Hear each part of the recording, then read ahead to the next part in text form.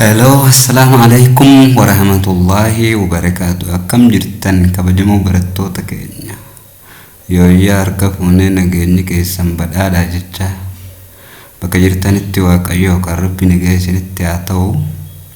Barnoonni keenya kanarraa freshman course economy jechuudha. Economy freshman course economics. In the past we have learned the movement along the supply curve and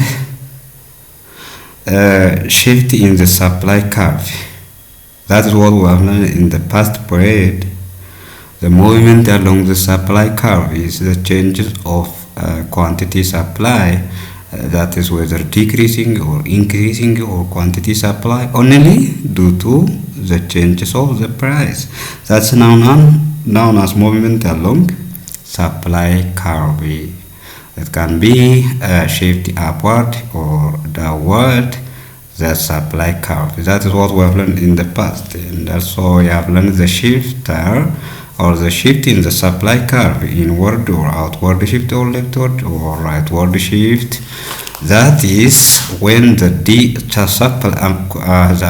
quantity supply decreased or increased due to other factor rather than price. That is when price is holding constant and the other factor changing the quantity supply. That is what we say, or that is known as shift in the supply curve. That's what we learned in the past. Yeroo darbe kana baranne gaa movement along supply curve jechuu yeroo supply curve yeroo amamtaan supply jijjiirama jechuudha irratti yookaan immoo dabaluu sababa price qofarraa jenna. Shift in the supply curve yeroo immoo amamtaan quantity supply irratti yookaan dabaluu sababoota biraarraa jenna. And today we are going to learn the determinants of supply. Determinants of supply. What determines supply? That is the factor that affects supply, whether increase or decrease. Or determinants of supply murteessitoota dhiheessaa jechuudha. Dhiheessa wantoonni murteessan maali? Wantoonni dhiheessa murteessan kun dabaluu danda'u, hir'isuu danda'u, garuu immoo influence qabanii jechuudha. Kanaafuu wantoota supply kanarratti murteessan hammamtaa dhiheessa gabaatti dhiyaatu murteessan factoroota yookaan immoo haalota san jechuudha. Haalota san ilaallaa. Kanaafuu hanga dhuma barnoota keenyatti xiyyeeffannaan akkana waliin turtan jaalala fi kabajaan isin affeera. Let us begin. Supply of commodity determined by number of factors. Dhiheessi oomishaa wantoota garagaraatiin yookaan immoo haalota garagaraatiin faktoroota garagaraatiin murtaa'a jechuudha. Some of the important factors are the following. Faktoroota keessaa barbaachisoon kanneen armaan gadiiti. Isaanis 8 jechuudha. Number 1, our price of commodity. Tokkoffaa immoo gatii meeshaa oomishamee san matumasii. Lammaffaa immoo price of input. Gatii gartee wantoota warraa oomishnu yookaan immoo oomisha san irraa oomishnu. Kun immoo cost of production jedhama jechuudha. Price of input and cost of production. Price wantoota nuti oomishuu barbaanne san oomishuuf waan nu barbaachisan ittiin bitannu price of input yookaan immoo cost of production jedha jechuudha. Lamaan Falsafa immoo technology or state of technology da. Technology jechuudha sadarkaa technology da. Jecha afraffaa immoo price of related good da. Gatii meeshaa walitti dhiheenya qabanii. Related good inga complementary ta'uu danda'a whether immoo substituted ta'uu danda'a. Related good jechuun meeshaa walitti firooma qaban jechuudha. Gatii meeshaa walitti firooma qabanii yookaan immoo meeshaa bakka wal buufuu danda'anii walitti dhiyaatan jechuudha. Inni kun faktoroota ta'an yookaan immoo determinantii keessaa isa arfaffaate jechuudha. Shanaffaa immoo sellers expectations of price of product. Shanaffaa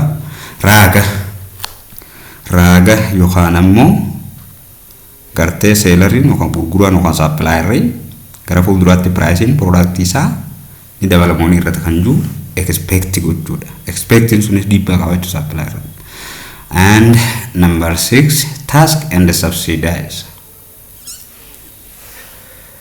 Gibiraa fi subsidies yookaan ammoo gargaarsa mootummaa jechuudha. Task of government and subsidies of government jechuudha. Tasking gibiraa, subsidies ammoo waan gargaarsa mootummaan warra oomisha kennu jechuudha. Jajjabeessa. Isa kana and also ka torbaffaa ammoo number of seller in the market.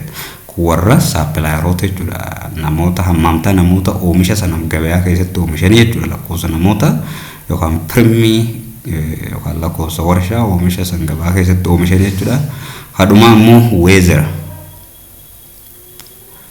Weatherii jechuudha. Qilleensa baramaa jechuudha. Haala qilleensaa jechuudha. Weatheriin haala qilleensaati yookaan ammoo air conditioning. Wantoonni kun hundinuu supply irratti supply determine godhan murteessan jechuudha. Mee isaan kana tokko tokkoon hanaallu. The effects of non-owned price determinants of supply. Dhiibbaalee kan ammoo effecti bu'aa wanni gartee price osoo hin tahin wantoonni biraa non price determinantiin supply irratti qabanii effect jechuun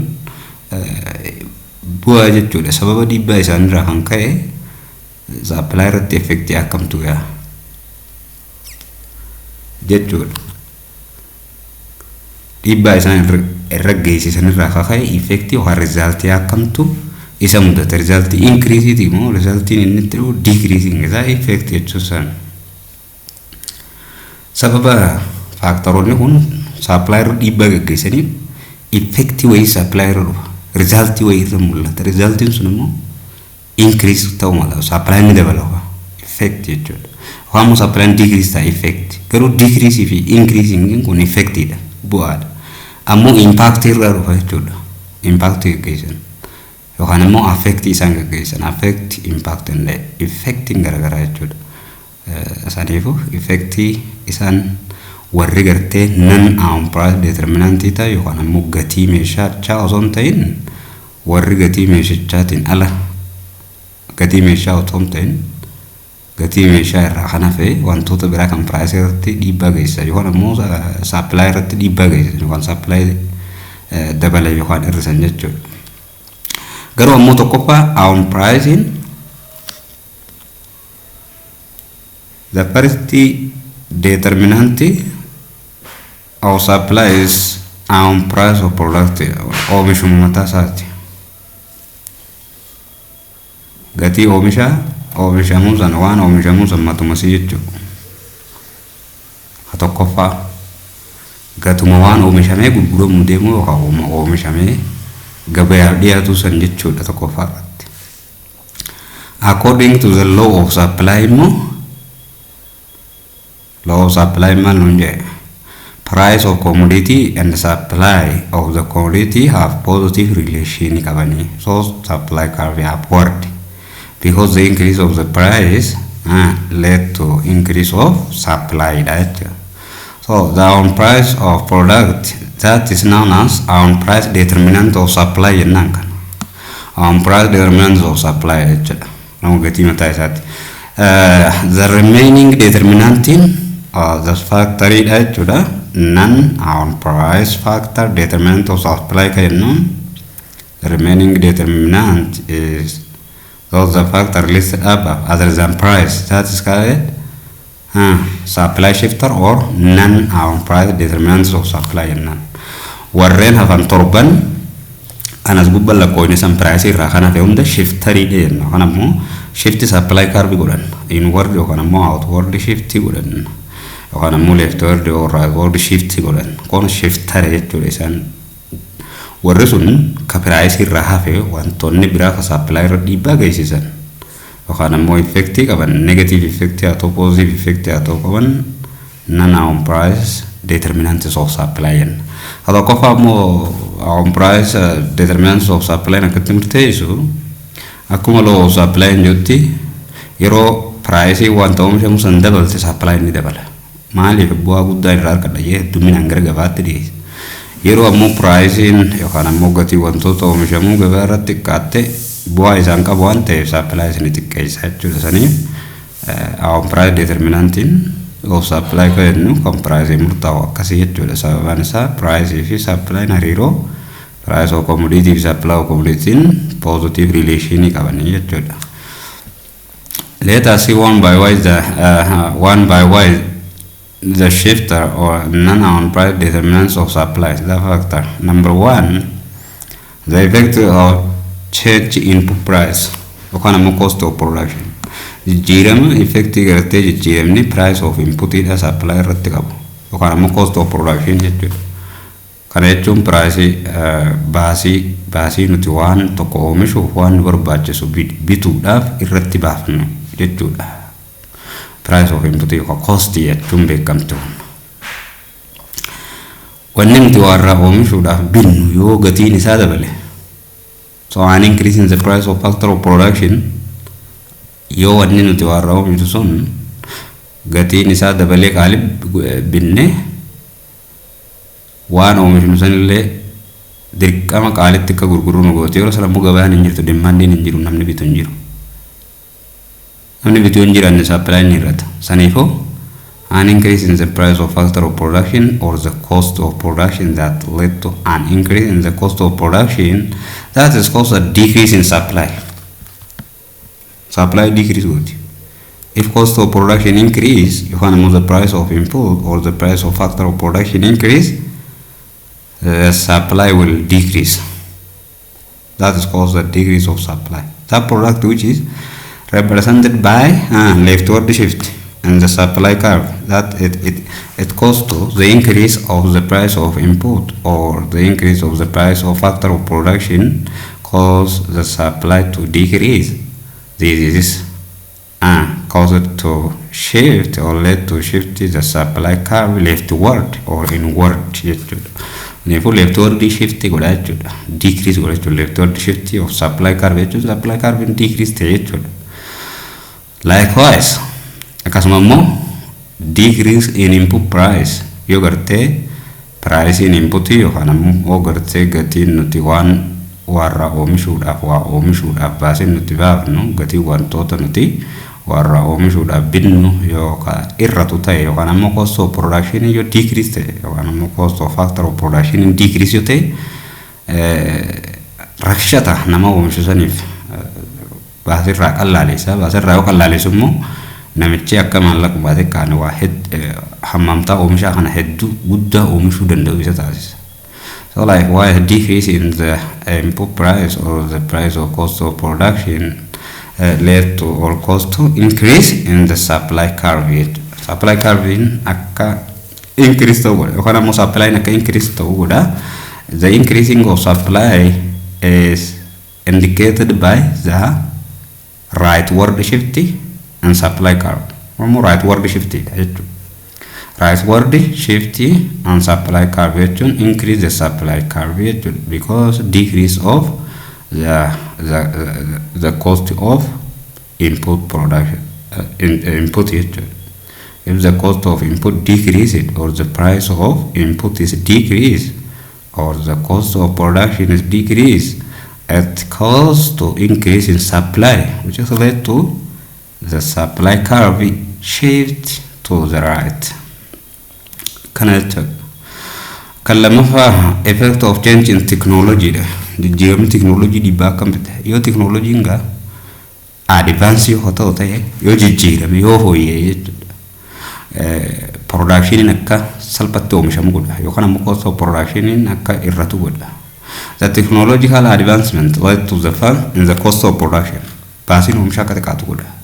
Technology na advance yo taye yo foye. That enable a firm produce supply more. Kuna more warshaan akka gartee oomisha na hedduu oomishu godha. The market is a gabatte. This shift the supply curve outward. Supply curve akka outward ta'u taasisa. Asirratti supply curve outward jechuufi supply curve rightward shift the supply curve rightward jechuufi shift the supply curve outward in talk continue double agarsiisa jechuudha. On the other hand, the supply of commodity will be less. Was the product independent or the technology? Yommuu technology gartee ka duubatti hafaa ta'u ta'e supplying akka irrattu taasisa. Technology'n duubatti hafaan baasii oomishaa guddisaa jechuudha. Cost of production akka increase ta'u godha technology'n duubatti hafaan. Sababa isaan irraa ka'e supply decrease godha jechuudha. So as the technology is old, the supply curve, the amount of supply to the market is what? Decreased. That is indicated on the supply curve inward shift of supply curve or the leftward shift of supply curve. Actually, the technology is already the other, the effect of change in price of related good jijjiirama gatii meeshaa biraa meeshaa nuti oomishnu sanii walitti dhiheenya qabanii jechuudha yookaan bakka wal bu'anii takkaammoo waliin fayyadamanii jechuudha correlated price of related good. An increase in the price of other related good induces the firm to produce more of those other good. Kunammoo complementary ta'uu substitute ta'uu price of related good kagartee oomisha nuti oomishnu bakka wal bu'uu danda'u haa waliin fayyadamnu complementary or substitute good ta'us price isa biraa kan waan nuti oomishnu wajji substitute bakka wal bu'uu danda'u. Fakkeenyaaf yoo nuti buna oomishne buna gurgurru ta'e namni kun shaayii gurgure yaa substitute haala kana keessa yoo price buna nuti oomishnu jijjiiramu baatee ammoo price shaayiidhaa kan dabalu ta'e jechuudha. This is increase supply of tea, increase the supply of shai because garasi divert to firmin one total price in the balance and omishu rotti garagala. Notice buru definite magara shai ti the channel to savar is a shai to no vasa, gatit the value to kakase. So an increase in the price of other related good induces the firm to produce more of those other goodies.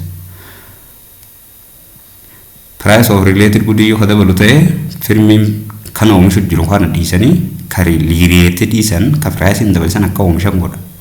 That is leading to reduction in supply of goods was price has remained unchanged. Kuna moment I say that led to reduction of supply. Yes, I can ratu decimally goodie actually goodie or should you look at price in isa and Jiraminis and Jetuda. For example, an increase in the price of leather shoe may reduce the supply of leather jacket. But Kenya Fama, you got to get in leather shoe, copy leather Kadabalutai. Getting copy leather at the Baruncon, jacketing leather Omishamu, Akatikatu Tasisa. Savanisa warrukun related idawaan ta'aniif jecha firmin duraan jaaketii oomishu leather jaaketiin gatiin isaan jijjiiramne jechuun jira waan ta'eef garuu ammoo shuu leatheriin dabaltee waan ta'eef gara deebi'aa jechuudha. Switch godha resource kana leather jacket production irraa gara shuu production itti jijjiiree ka price increase taasisanitti akka jijjiiru taasisaa jechuudha. Asirratti ammoo warreen gadii sadarkaa kutaa kudhanii fa'aa baratanii factors that affect production wal qabate economics kutaa kudhanii irratti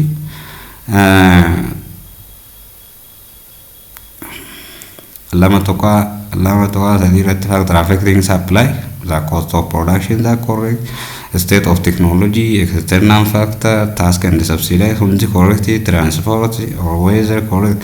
Garu haduma hanarratti. The price of other good kajuhun related good, the price of other good. Warre kutaa kudhaniitii fi ministeerri barnootaa dhageeffadha asirratti. The price of other good, if the price of other good is more than the price of commodity X, your pricing meeshaa biraa irra guddaa price X ta'e jechuudha. Price of related good X ta'e akkuma nuti handaa'uutii freshman irra barachuu jirrutti amma substitute yookaan ammoo complementary goodidha, related goodidha, related good to the x goodidha. So haala kana keessatti if the price of related good increase, the related good to x increase, then the supply of x is decreased because the firm shift to the other good that the price is increased. Katayde fakkeenyaaf y haa fudhannu isa biraa kana asirratti y haa jennu, y namma oil haa jennu, x nammoo butter haa jennu dha jechuudha. The price of other good, if the price of oil increase and the price of butter that x is not increased and remain unchanged, firmiin akkama barachuu jirrutti maaliif freshman course irratti eessatti deebi'a oilii kan pricein isaa dabale kana oomishuutti kutaa jechuudha. Beetari yookaan dhadhaa immoo ka pricein isaa dabale achuma firraadhiisa. Garuu kitaabni kun akka jechuu jiru ka kutaa kudhanii kun if the price of other good is more than the price of commodity x jechuun if the price of other good is increase greater than the price of commodity x, then supply of the commodity x will increase. That is a flaw. So it must be edited. Tamni kutaa kudhanii kun bakka edit godhuu qaban. Logical deemu jechuudha. Kan warri barreesse keessa deebi'anii gulaaluu qaban, sirreessuu qaban. Confusion, namni asirraa confusion qabate gaafa ol deemee baratus confusuma godha. Maali wanni deddeebi'ee jira jechuudha. Ol deemee university sanuma keessa deebi'a.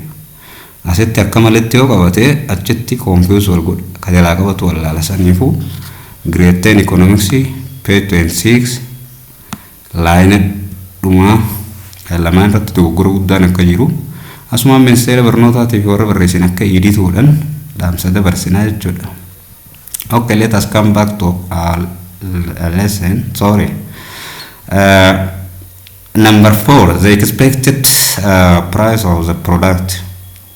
Unamma waan gartee price oomisha gatii oomisha san waan inni expect godhu gara fuulduraatti gartee abdatu yookaan ammoo raagu akkama fakkaatu ko price of product isaa waan inni oomishu san warshaan san firmiinsa waan inni oomishu gara fuulduraa pricein irrachuuf deemtimoo dabaluuf teessii jedhee waan inni ji'a lama ji'a sadi booda expect godhu jechuudha yookaan ammoo amatallee booda ta'u waan expect godhu jechuudha. So expectations of the price of the product in a change in the seller's expectations of price of product jijjiiramni gartee gurguraan yookaan ammoo oomishaan san waa'ee price oomisha isaa kana raagni inni qabu yoo jijjiiramu ta'e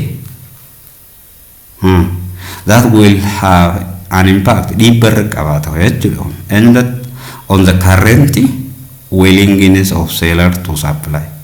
Fedhina gartee selleriin kun yeroo ammaa tana gabaa dhiyeessuu qaburra dhiibbaa qabaata jechuudha. Maali gara fuulduraatti gartee abdiin inni pricein akkam akka taatuuf qabu oomisha yeroo ammaa tana yookaan ammoo fedhina inni amma oomisha gabaa dhiyeessuu qaburra dhiibbaa qabaata jechuudha. So for example, fakkeenyaaf if expected price of giving commodity increase, fakkeenyaaf commodity tokko kan oomishaa jiru firmiin sun yookaan ammoo abbaan oomishun wanni inni abdatu gara fuulduraatti price waan kana dabaluuf deemti kan jee abdatu taate the near future hooluma dura dhiyeenyatti jechuudha sadifaa booda afurfaa shanfaa then eegasii immoo maaltu dhufa it is current supply decrease dhiyeessii ammaa kun decrease ta'a jechuudha. This shift supply curve to the left. Supply curve means shift to the left or shift inward to supply curve. Yomal gode gara fuulduraatti pricing waan inni oomishu kunni dabale jee expect ka godha ta firmin current supply decrease ta ni irrisa because gaafa gatiin dabalte gurgura waan ta'eef amma ni doohisa jechuudha. Unamma fakkeenyaaf yeroo ulaa hormuuzi cufame jaan tujjaaroonni gatiin warra gartee maaddiyaa gaazaa buusan hinjiru jedhanii tuqqaalan. Wanni isaan expect godhan maali? Gara fuulduraatti gatiin ni qaalawaa yeroo isaan gurgurannaa jedhee. Yeroo gabayaan wayii haalli wayii uumame tujjaaronni akkas godhan tujjaaronni gariin kan uummata dantaa hin qabne gara fuulduraatti piraayisiin ni dabalaa yoo kan jiru taate amma hinjiru jedhanii cufan ni ashagan istoora. Saapilaayiidhaaf fedhiin qaban jechuudha. Gaafa booda piraayisiin dabalee baasanii gurguranii jechuudha. Saniifuu kaarranta saapilaayi irra gara fuulduraatti piraayisiin ni dabala jee yoo eeggatu ta'ee oomishan saapilaayiin amma diikiriis ta'a. Maaliif amma gurguree gatii xiqqaa kana gabaa irratti hin fitu gaafa gatiin dabalataniin gurguradhaa jedheeti jechuudha. Tujjaaronni uummataaf hinnaane akkas ka biyyaaf hinnaane qabuwaasaa qofarraa haa jedhaa. Yoo gara fuulduraatti gaa faallaa kanaatiin gatiin ka diikiriis taati jee gatiin oomisha sanii ni irratti jee expect godhu taate saapilaayi amma ni dabala jechuudha haalaan. Gabaa irratti immoo baasee firraa gurgura osoo gatii wayyaatiin gurgura jee. Asirratti immoo saapilaayi jechuu fi production jechuu walitti. Gara fuulduraatti gatiin ni kaatii jee waan eegu taate production dabaluu danda'a. Saapilaayiin garuu ni irratti. Maaliif saapilaayi jechuun gabaa geessuudha malee oomishuu miti. Oomisha istoora godhu. Oomisha immoo oomishuu dabaluu danda'a. Production haalaan dabaluu danda'a. Garuu gabaatti hin baasu. Gaafa gatiin qaala'u itti san gurgura waan ta'eef. Saniif saapilaayi jechuu fi production walitti. Oomisha jechuun oomishuudha bakka. Saapilaayiin gabaa geessu. Saniif gara fuuldura gatiin dabalaa beeka. Saapilaayi production dabaluu danda'a oomisha. Ammamtaa oomisha guyyaa oomishee baasuu heddummeessuu danda'a garuu istooruma gurgura malee gara gabaatti saapilaayiin godhu. Gaafa gatiin kaateen eeggata. Yoo ammoo gara fuulduraatti gatiin gartee ni irratti jee kan abdatu ta'ee amma dafeeti waan oomisha hunda gara gabaatti geessee za'anfarraa gurgura. Booda hasaara hedduu waan ta'eef jechuudha faallaa kanaati saniifuu gara fuulduraatti piraayisiin diikiriis ta'a kan jiru expect godhe the current supply increase ta'a jechuudha. That shift the supply curve outward or rightward. If the firm expect the near future price of the product will increase, they reduce or decrease the current supply of the product. Just as a result, the supply curve shift leftward or shift inward. Okay, kasanafa more effect of change in weather condition. Dibba haala qilleensaati waan jijjiirama haala qilleensaati.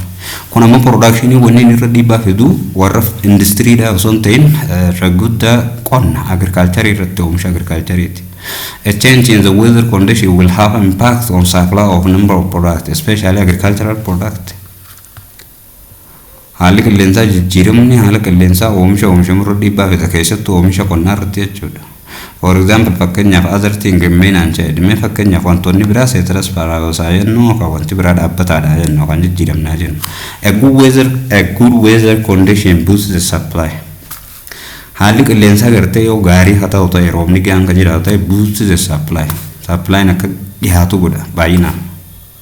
Amma weather condition warra faabrikaalee haalli itti irra dhiibbaa geessisu ni jira yoo karaa dhoqqeessee gartee itti zidilaa fi maaree ciree qilleensi badaa ta'e supply'n akka gartee distributing taane yoo haguullee ta'e supply irra dhiibbaa ni qabaata.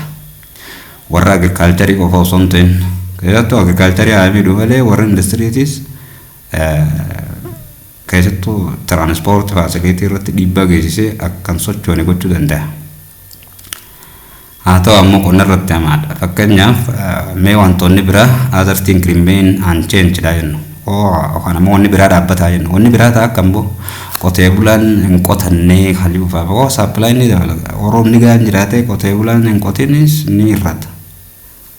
Tiraaktirrinis hin cabnaa jennu. Other thing remain unchanged. Yoo tiraaktirri cabe gaa supply'n qonnaa sun sababni inni irrateef tiraaktiratu caccabe waan ta'eef malee waan roobni dhabameef kana gaa other thing remain unchanged yookaan ammoo stress baabusee ofirraa mee wantoonni biraa dhaabbataadha jennu good weather condition boost supply of agricultural product.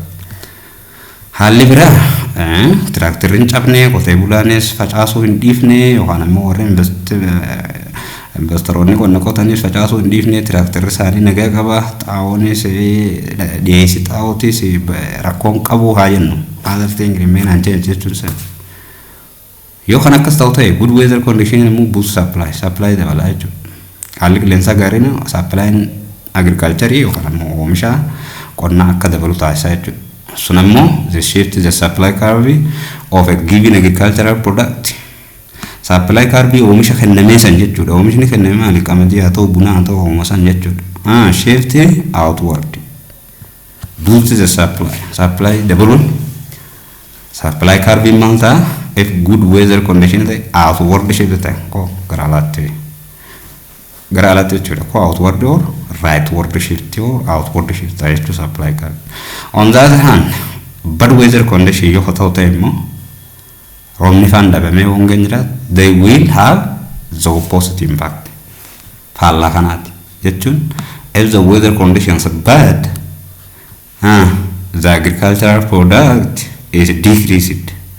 Or the agricultural production of a given commodity or given good is decreased. That led to shift the supply curve inward. So the bad weather condition represented by the inward shift of supply curve or leftward shift of supply curve, while the good weather condition represented by outward shift of supply curve or rightward shift of supply curve.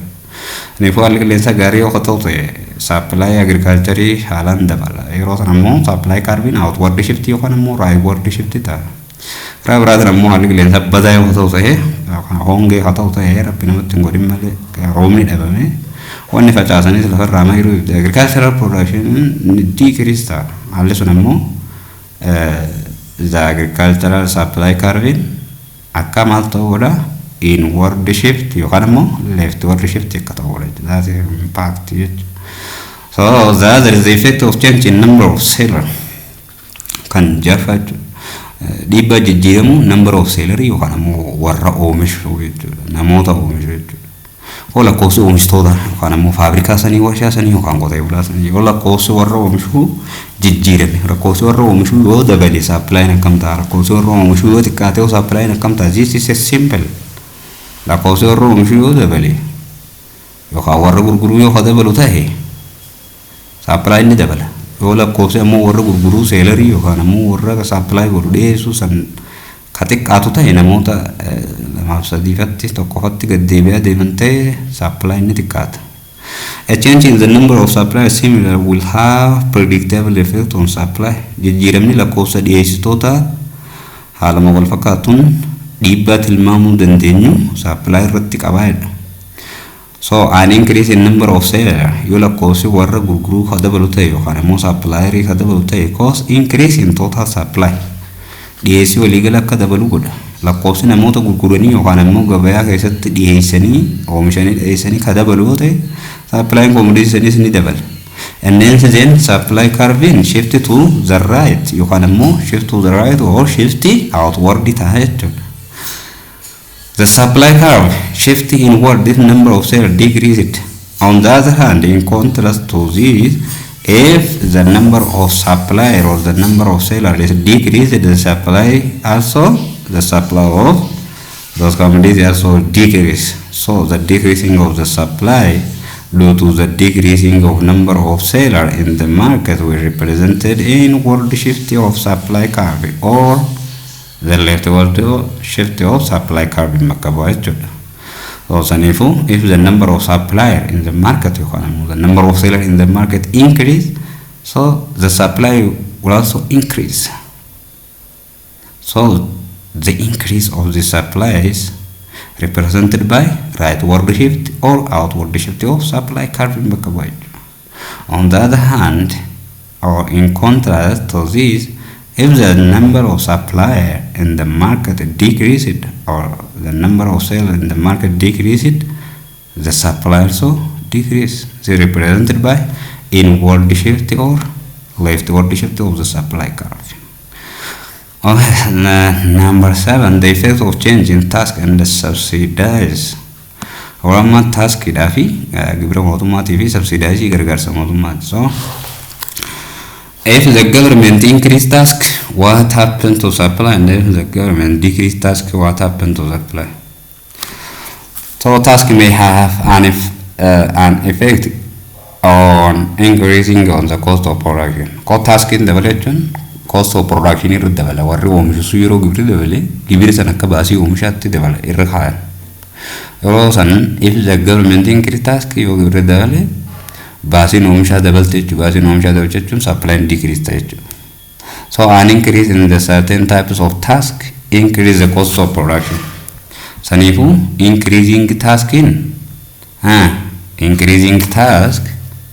is that decrease the supply, because increasing task or government task that is levied on some commodity will increase the cost of this production. How the cost of production increase mean a supply decrease. So as a result, supply decrease. If the government increase the task on some good and the services that produce it by the firm, or the firm input the task on the cost of production. As a result, the cost of production increase. Or if the cost of production increases, or as effect of this, the result of this effect, the supply curves decrease. So the increasing of the government task cost to increase the cost of production. This will lead to decreasing of the supply. That is represented by the inward shift of supply curve or leftward shift of supply curve, that increasing of task. A decrease in task, on the other hand, increase supply. If the task is decreased, cost of production decrease, the cost of production decrease jechuun firminsan baay'inaan akka oomishuuf isa gargaara. Firminsan baay'inaan akka oomishuuf isa gargaaru namuu supply akka increase ta'udha. So the decreasing of supply, decreasing of task of government task on some certain production cause it to increase the supply of this product that led to the supply curve shifting in the rightward or outward. And if decreasing of task in nama oomisha isaanii irra gibira kafaluu irraa baasii xiqqeessa. Sun ammoo bu'aa jalaa harkatullee akka isaaf wayyaa ta'uu godha. Haala san keessatti ammoo firmiin sun yookaan ammoo oomishaan sun hedduminaan oomisha akka gara gabaatti dhiyeessuuf godha. Haala san keessatti supplying dhiyeessii dabala jechuudha. Kanaafuu decreasing task increase supply, that cause increase supply. Kun ammoo maaliin bakka buufnu the decreasing of task represented by the rightward shift or outward shift of supply curve jechuudha. And if government provide financial support or subsidize, the increasing of subsidies or financial support to the producer led to increase supply. It enables the producer to supply more. That causes increasing supply or rise to supply. This will represented by the outward shift or the rightward shift of supply curve. The inverse is true, or the decreasing of the government subsidies. If the government is decrease subsidies, that cause to decrease in supply, and this will represented by the inward shift or leftward shift of supply curve. And if government in subsidize yoha dabalu ta'e supply akka dabalu godha. Ko subsidize jechuun gargaarsa warra waa oomishu kennamu jajjabina isaanii jechuudha. Subsidize godhu warra oomishan maallaqaan gargaaru mootummaa jechuun subsidize. Haalli sun ammoo supply akka dabalu godha. Supply sun yeroo sammaan dabalu, yeroo supply dabalu, supply curve irratti immoo maaliin ibsama? Supply curve shift outward yookaan ammoo shift rightward, shift to the right yookaan ammoo shift outward kan jedhamu ibsama. Yommuu government subsidize yookaan ammoo gargaarsa warra waa oomishu sanii godhu kadhiisu ta'e yookaan xiqqeessu ta'e supply decrease ta'a ni irra taa'etu faallaa kanaati decrease ta'a. Haalli sun ammoo supply curve akka right word akka inward yookaan immoo left word shift godhu taasisaa jechuudha. Koo effect kan barumsa nyaarra kan fakkaata kan itti aanu ammoo market equilibrium. The equilibrium of the market, the equilibrium of demand and supply kan jedhu walitti deebina. Kanarraati basumarra dhaabbanna yoo yaada qabaattan komentii qabaattan sunduu komentii jala kaayaa yoo isinitti tolellee laayik godha waan sirraa qaba jettanillee komentii jala kaayaa. So namoonni haara taatan subscribe gochuu hin dagatinaa. Subscribe gochuun mallattoo gartee notification on godhuun ol kan jedhu tokko hin dagatinaa. Akka viidiyoon akkanaa yeroo ol baate isin bira geessutti isin qaqqabutti jechuudha viidiyoon haaraan. Namoota biraan fayyadettanii yaaddan yoo jiraattee share godha ol biraan gayaa. Akkasumas isinitti ture like gochuun dagatinaa. Commenties waan fooyya'uu qabu hanqina jiru irratti commentii, waan sirreeffamuu qabu irratti commentii kennuun dagatinaa. Saniif ammoo baasii tokkollee isin hin barbaachisu. Like gochuun, subscribe godhuun, share godhuun yeroon fudhatu baasii guddaan barbaachisu. Saniifuu namoota biraa hedduu bira akka ga'uu fi barumsa kanarraa akka fayyadamu taasisa, akka itti gargaaramu taasisa. Anaafillee na jajjabeessa gargaarsa naaf ta'a. Commentii gochuun, like gochuun akkasumas subscribe gochuu fi share gochuun jechuudha. Anaaf na jajjabeessa. Barnoota biroo hedduu qulqullinaan akkaan dhiyeessuuf na jajjabeessa. Kanaafuu like, share fi subscribe'n baasiin barbaachisu yeroo guddaan barbaachisu waan ta'eef akka gootan kabajaan isin gaafadha. Waan na hordoftaniif galatoomaa nagatti horaa bula. Hanga barnoota keenya mata duree itti aanu market equilibrium kan jiru walitti deebinutti jechuudha. Boqonnaa kana fixuuf market equilibrium fi elasticity qofaatu nu hafa. Kanarraatiif kanumaan nagatti hanga barnoota keenya itti aanu walitti deebinutti nagatti horaa bula. Baay'ee galatoomaa, baay'ee isin jaaladha. Ijoolleen barattoonni Oromoo keessattuu barumsi kun kan irratti xiyyeeffatu barattoota Oromoo afaan Oromoo beekaniif jechuudha. Barattoota keenyaa fi walii share gochuun dagatinaa nagatti.